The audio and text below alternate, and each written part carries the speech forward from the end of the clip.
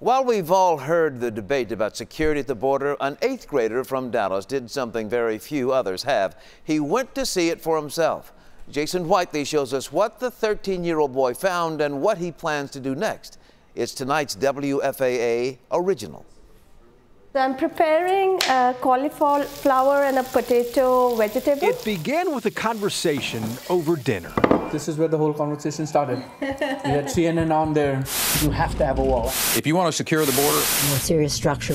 Between bites, Akansh Tambe had questions that Mom and Dad couldn't answer. He just wanted to understand how the border looked. He had a million questions like, how did the fence look? What is the border really like between Texas and Mexico? Until you actually see it and get the facts, you won't know the actual situation down there. This 8th grader wanted to see it for himself. I did not hesitate. Now, I will tell you frankly that Mom was a little worried. What he saw wasn't what he expected. What I saw in the news was basically, this is a really terrible problem. Nobody knows the solution to it. Akansh is 13, learning to love photography, and discovered crossing illegally is not as easy as he thought.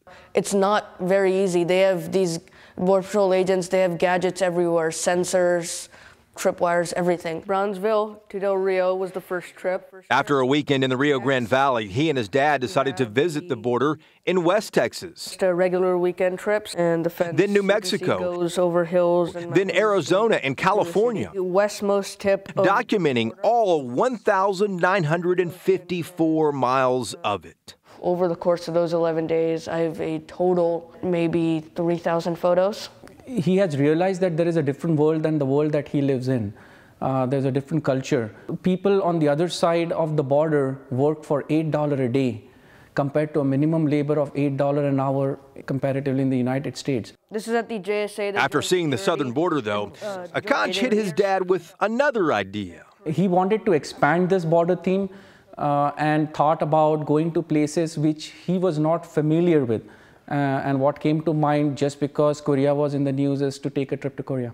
That is a propaganda village. Seriously, father and son spent 5 days in Korea visiting the DMZ. And on the other side is North Korea. It was kind of scary, but yeah, I'm glad I did it. It was again, another really great experience. After 2 big trips, this 13-year-old began to discover something about himself. I felt a lot of empathy. I feel like I came out a better person after this trip, after listening to all these people and the hardships they go through.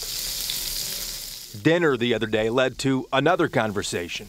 Next, I'm thinking about the Israel-Palestine border, continuing the border theme. It is a trip they are planning this summer. I know that Israel-Palestine may be a different problem altogether. We need to watch out for shoulder-to-air missiles, but we'll watch out for that, and maybe Akansh might get a photograph of that. This is where the fence stops. Political borders generate sharp opinions. Jet skis waiting on the other side. Few people, though, have done what this 13-year-old has, seen them for himself. This was Tecate. Returning home with a new perception of the actual demarcation line. And the passport and pictures to prove it. I don't think anybody has done a project like this. Jason Whiteley, Channel 8 News.